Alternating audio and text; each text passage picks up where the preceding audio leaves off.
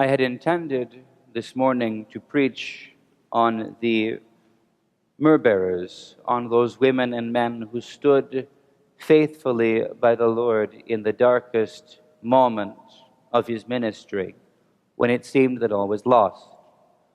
But I am struck this morning by the epistle reading, and will preach instead on this as a reminder of the nature of the church and the roles and offices and ministries that are in it. Because this epistle is a glimpse of the inner life of the first Christian community in the earliest days, and we are blessed to find that nothing has changed. The account is the explanation of why we have deacons, because the Lord didn't establish in the course of his ministry that there would be bishops and then priests and then deacons. He simply called his 12 apostles, and they followed him and were sent out by him to preach. But in the days when the number of the disciples were increasing, when there were more and more and more Christians, there became two factions.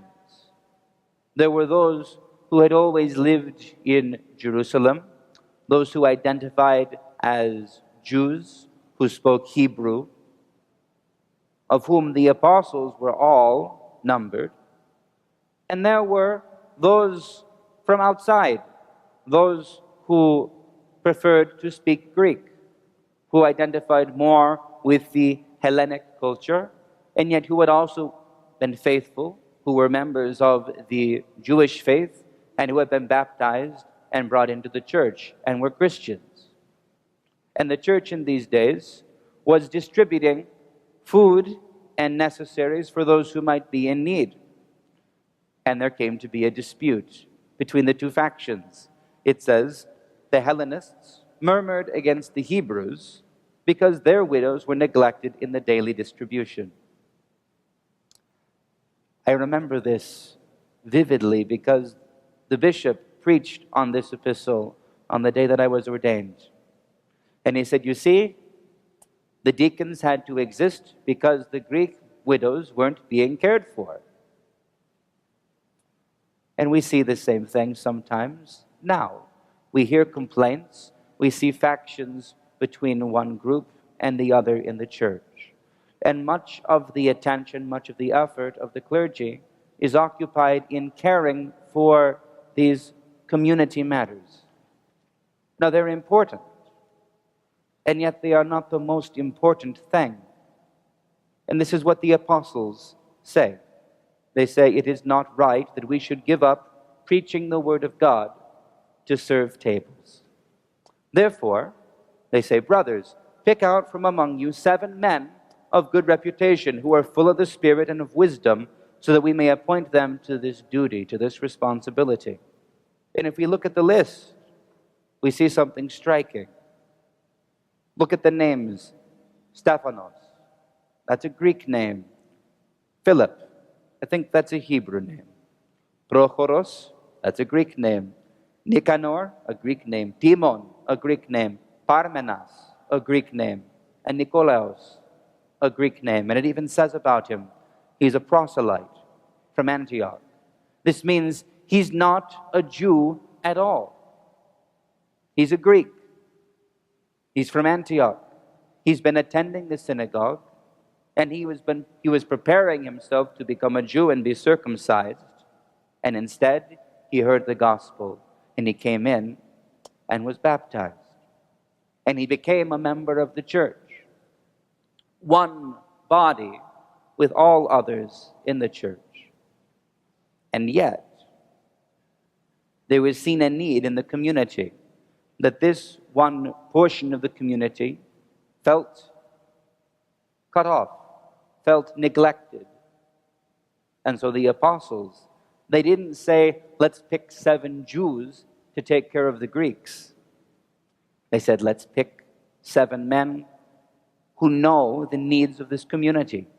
who understand the culture, who speak the language, who will be able to care for these needs. It's a political solution. It's a practical solution. It's a workable solution. And it's necessary in the earliest days of the church. Sometimes we look at the account of the early church in the Bible, and we think this perfect community of perfect people who never argued, who never had any conflict, who never had any problems. They were all saints, every last one of them. And this epistle shows us something different. They were people like us. They struggled with pride. They struggled not to be offended when someone forgot to say hello to them, or worse, forgot to care for them because they didn't even hear. Because certainly we don't think that the apostles were purposely neglecting the widows of the Greek portion of the community. They just didn't hear. They didn't know. They had not been made aware. So a solution was found so that no one went without care. And from this we have the order of the deacons.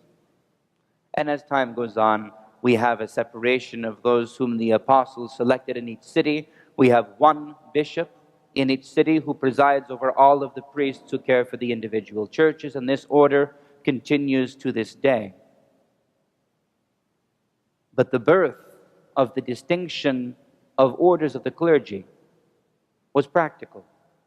It was to ensure that everyone would be cared for and have a place in the house of God. Not to demand that everyone set aside their ethnic background, their language, their culture, their identity, and become one monolithic thing. To allow them to remain as they were, and yet to bring everyone together into one body, one family, one people of God. This remains our struggle. We have the problems sometimes with language. The priest does too much English, too much Greek, αυτός ο ιερέας. We have the problem that sometimes people don't get visited in the hospital as often as they would like. I have this conversation frequently.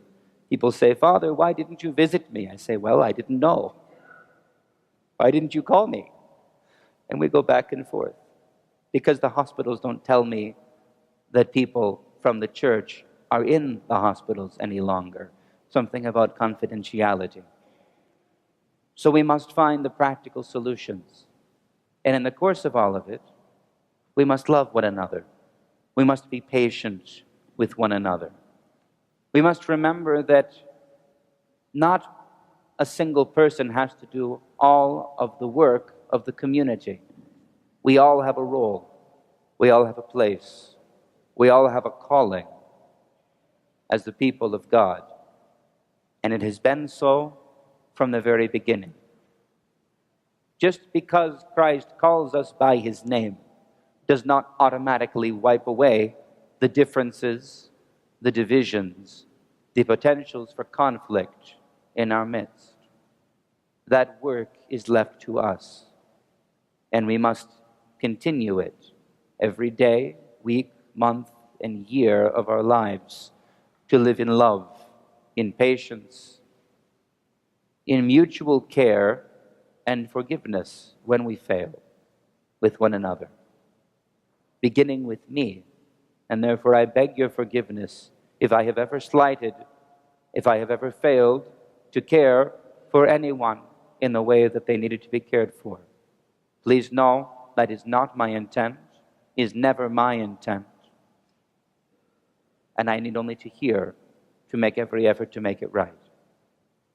May we all imitate the apostles and the early church, not in their perfect community, but in their strong efforts to become perfect out of imperfection. Please stand. Let us continue the liturgy.